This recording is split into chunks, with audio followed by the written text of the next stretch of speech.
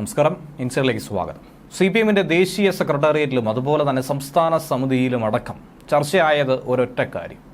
CPM-നെ തോൽപ്പിച്ചത് അത് പുറത്തു നിന്നുള്ളവരല്ല, ജനങ്ങളല്ല, മറിച്ച് CPM-ന്റെ അമരത്തിരിക്കുന്നവർ തന്നെയാണ്. കേരളത്തിലെ കാര്യമാണ് പറഞ്ഞു വരുന്നതെങ്കിലും കേരളത്തിലെ മുഖ്യമന്ത്രി പിണറായി വിജയൻ ഇതിന് പൂർണ്ണ ഉത്തരവാദിത്തമുണ്ടെന്നുള്ള കാര്യത്തിൽ നിന്നും ഒഴിഞ്ഞു മാറാനായി കഴിയില്ല.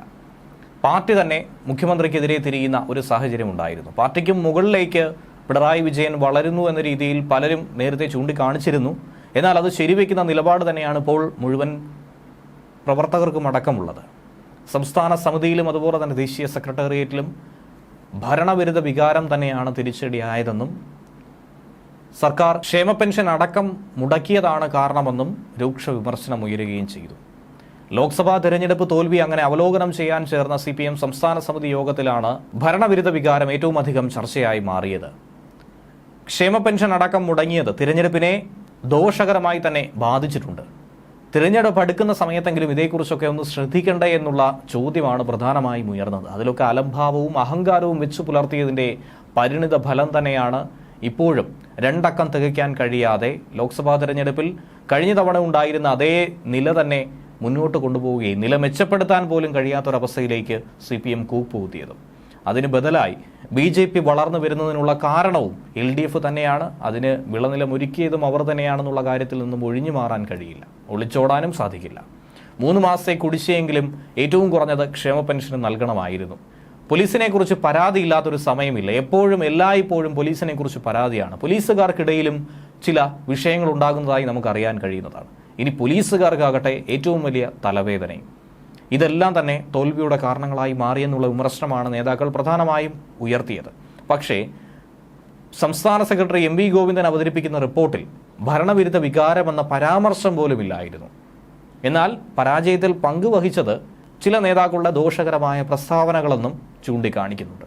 ആരുടെയും പേരും അതിൽ എടുത്തു പറഞ്ഞിട്ടില്ല എന്നുള്ളതാണ് ശ്രദ്ധേയമായിട്ടുള്ളത്. പാർട്ടിയും സർക്കാരും സമൂലമായ രീതിയിൽ തിരുത്തലുകൾക്ക് വിധേയമായാൽ മാത്രമേ ഇനി മുന്നോട്ട് പ്രവർത്തിക്കാൻ കഴിയൂ എന്നാണ് തോൽവിയുടെ പശ്ചാത്തലത്തിൽ യോഗം വിലയിരുത്തിയത്. തോൽവി സംബന്ധിച്ചുള്ള പരിശോധന നേതൃതലത്തിലും അതുപോലെ കീഴ്ഘടകങ്ങളിലും നടത്തേണ്ടതായിട്ടുണ്ട്. കീഴ്ഘടകങ്ങൾ ഇനി എത്രത്തോളം നന്നാക്കിയാലും തല നന്നാകാതെ വാല് ശരിയാകില്ല എന്നുള്ള ഒരു വിമർശനമാണ് പൊതുവിൽ ഉയർന്നു കേൾക്കുന്നത്. CPI ആകട്ടെ തുടക്കം മുതൽ തന്നെ CPM-നെ കടന്നാക്രമിക്കുന്നുണ്ട്. കഴിഞ്ഞ ദിവസവും അക്കാര്യം തന്നെയാണ് എറണാകുളത്തും കണ്ടത്. തെറ്റുതിരുത്തൽ താഴെത്തട്ടിൽ മാത്രം ഒരുങ്ങരുത് എന്നുള്ളതും നേതൃതലത്തിൽ അത് സംഭവിക്കണമെന്നുള്ള വിമർശനവും ഉണ്ടായിട്ടുണ്ട്. അല്ലെങ്കിൽ അടുത്ത തദ്ദേശ സ്വയംഭരണ തിരഞ്ഞെടുപ്പിൽ ഉറപ്പായും തിരിച്ചടി ഉണ്ടാകുമെന്നാണ് അംഗങ്ങൾ എടുത്തു പറഞ്ഞിരിക്കുന്നത്. നേതാക്കൾ നന്നാകാതെ അണികൾ നന്നാകണമെന്ന് ശാഠ്യം പിടിച്ചിട്ട് ഒരു കാര്യവുമില്ല. സംസ്ഥാന സെക്രട്ടേറിയറ്റിലെ ചർച്ചകളുടെ അടിസ്ഥാനത്തിലുള്ള റിപ്പോർട്ട് സെക്രട്ടറി MV ഗോവിന്ദൻ സംസ്ഥാന സമിതിയിൽ അവതരിപ്പിക്കുകയും ചെയ്തു. ഇനി സമൂഹ മാധ്യമങ്ങളിലുള്ള ഇടപെടൽ പാർട്ടി പ്രവർത്തകരുടേത്, അതും ഗുണത്തിലധികം ദോഷമായി തന്നെയാണ് മാറിയത്. ആലപ്പുഴയിലും വടകരയിലുമൊക്കെ അത് പ്രകടമായി കണ്ടു. ഏറ്റവും വലിയ ഡോസ് ഉണ്ടായിരുന്നത് വടകരയിൽ തന്നെയായിരുന്നു. ആ വിഷങ്ങളൊക്കെ തന്നെ CPM-ന് ദോഷകരമായി മാറുകയും കോൺഗ്രസിന് കൂടുതൽ വളരാനും ഭൂരിപക്ഷം ഉയർത്താനുമുള്ള സാഹചര്യമുണ്ടാക്കി. ഇനി SFI പ്രതിക്കൂട്ടിലായ സംഭവങ്ങൾ, ക്യാമ്പസുകളിലെ SFIയുടെ പ്രവർത്തനം ഏറ്റവും ഗൗരവകരമായ വിഷയമാണ്, പരിശോധനയ്ക്ക് വിധേയമാക്കേണ്ടതാണ്. പൂക്കോട് വെറ്റിനറി സർവകലാശാലയിലെ സിദ്ധാർത്ഥിൻ്റെ മരണം അതടക്കം ഏറ്റവും വലിയ പ്രതിസന്ധി സൃഷ്ടിച്ചു. യുവാക്കൾക്കിടയിൽ, യുവജനങ്ങൾക്കിടയിൽ, വിദ്യാർത്ഥികൾക്കിടയിൽ ഒക്കെ തന്നെ അത് വലിയ സ്വാധീനമാണ് ചെലുത്തിയത്. ഇനി സാമ്പത്തിക പരാധീനതയും കേന്ദ്ര സർക്കാരിൻ്റെ അവഗണനയും പ്രധാനമായി ഉയർത്തിയെങ്കിൽ പോലും അതൊന്നും തന്നെ പ്രചരണത്തിൽ ഒട്ടും വിലപ്പോയില്ല എന്ന് വേണം മനസ്സിലാക്കാൻ.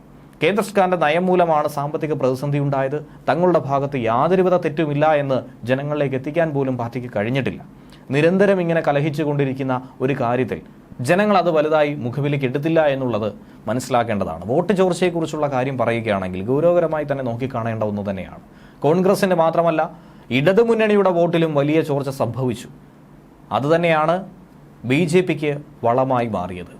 ആറ്റിങ്ങലിലും ആലപ്പുഴയിലുമൊക്കെ തൃശ്ശൂരിലുമൊക്കെ കണ്ടത് അക്കാര്യം തന്നെയാണ്. ആറ്റിങ്ങൽ ലോക്സഭാ മണ്ഡലത്തിലെ ചില നിയമസഭാ മണ്ഡലങ്ങളിൽ BJP 1ാം സ്ഥാനത്തെത്തിയത് പോലും അവരെ ഏറെ ഞെട്ടിച്ചു. തിരുവനന്തപുരത്തും ഏകദേശം ആ ഒരു സ്ഥിതി തന്നെയാണ് ഉണ്ടായത്. 11 BJPക്ക് നിയമസഭാ മണ്ഡലങ്ങളിൽ 1ാം സ്ഥാനത്തെത്താൻ കഴിഞ്ഞത്. അതിൽ 5 ഇടമെന്ന് പറയുന്നത് പ്രധാനമായും തിരുവനന്തപുരം ജില്ലയുടെ പ്രദേശങ്ങൾ തന്നെയാണ്. ഇനി ഇടതുമുന്നണി കൺവീനർ EP ജയരാജനെതിരെ ചർച്ചയിൽ വൻ വിമർശനമാണ് ഉയർന്നത്. പരാജയത്തിനുള്ള ഒരു കാരണമായി ജയരാജനും മാറിയിട്ടുണ്ട്. ആലപ്പുഴയിലെ NDA സ്ഥാനാർത്ഥി ശോഭാ സുരേന്ദ്രൻ അന്ന് ഉയർത്തിയ വാദങ്ങളിലൊക്കെ ഖണ്ഡിക്കാനായി ജയരാജന് കഴിഞ്ഞിട്ടുണ്ടായിരുന്നില്ല. ജയരാജനും BJP നേതാവ് പ്രകാശ് ജാവ്ദേക്കറുമായിട്ടുള്ള വിവാദ കൂടിക്കാഴ്ച തിരഞ്ഞെടുപ്പിന് വലിയ തിരിച്ചടിയായി മാറി. തിരഞ്ഞെടുപ്പിന് അടുത്ത് നിൽക്കുന്ന വോട്ടിടാൻ പോളിംഗ് ബൂത്തിലേക്ക് ജനങ്ങൾ പോകുന്നതിന് തൊട്ടു മുൻപ് ഇങ്ങനെ ഒരു വലിയ വിവാദത്തിൽ CPM അകപ്പെട്ടത്, LDF കൺവീനർ തന്നെ അകപ്പെട്ടു പോയത് വലിയ തോതിൽ തിരിച്ചടിയായിട്ടുണ്ട്. നിരന്തരം ഇങ്ങനെ വിവാദങ്ങളിൽ ഏർപ്പെടുന്ന ഒരു നേതാവായി ജയരാജൻ മാറുന്നു. അതിനെതിരെ ശക്തമായ നടപടി സ്വീകരിക്കണം, അതിന് നേതൃത്വത്തിന് സാധിക്കുന്നില്ല എന്നുള്ള വിമർശനവും ഉയരുന്നുണ്ട്. BJPയുടെ ഈ വളർച്ച അത് നിസ്സാരമായി ഒരിക്കലും കാണരുത്. കണ്ണൂരിലും തിരുവനന്തപുരത്തും ആലപ്പുഴയിലുമൊക്കെ വോട്ടിംഗ് ശതമാനം BJPക്ക് വർദ്ധിപ്പിക്കാൻ കഴിഞ്ഞു. അത് ഞെട്ടിക്കുന്നത് തന്നെയാണ്, ഏറ്റവും അധികം ഭയപ്പെടുത്തുന്നതാണ്. അതേസമയം സർക്കാരിൻ്റെ പ്രവർത്തനത്തിനെതിരെ CPM സംസ്ഥാന സമിതിയിൽ രൂക്ഷ വിമർശനം ഉണ്ടായതുപോലെ തന്നെ പ്രധാനപ്പെട്ട ചില വിഷയങ്ങൾ ചൂണ്ടിക്കാണിക്കുന്നത് മുഖ്യമന്ത്രി പിണറായി വിജയന്റെ പ്രവർത്തന ശൈലിക്കെതിരെയാണ്. സംസ്ഥാനത്ത് ഭരണവിരുദ്ധ വികാരമുണ്ടെന്ന് യോഗത്തിൽ പങ്കെടുത്ത CPM ജനറൽ സെക്രട്ടറി സീതാറാം യെച്ചൂരിയാണ് അഭിപ്രായപ്പെട്ടത്. സംസ്ഥാന സർക്കാരിന്റെ ജനക്ഷേമ നടപടികൾ ജനങ്ങളിലേക്കൊന്നും തന്നെ എത്തിയിട്ടില്ല. ക്ഷേമ പെൻഷൻ മുടങ്ങിയതാകട്ടെ തിരഞ്ഞെടുപ്പ് തോൽവിക്ക് ആക്കം കൂട്ടുകയും ചെയ്തു.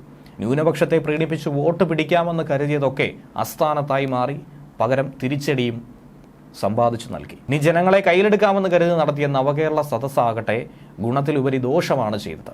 അതിലുണ്ടായ പല അക്രമ സംഭവങ്ങളും പല വിഷയങ്ങളും അതൊക്കെ തന്നെ കാരണമായി മാറിയിട്ടുണ്ട്. അടിസ്ഥാന വർഗം പാർട്ടിയിൽ നിന്നും ഏറെ അകലത്തിലാണ്. അത് വിട്ടുപോയത് ദോഷമായി ചെയ്തിരിക്കുന്നു എന്നുള്ളത് കൂടി മനസ്സിലാക്കേണ്ടതാണ്. ന്യൂസ് ഡെസ്ക് മലയാളി വാർത്ത ഇൻസൈഡ്.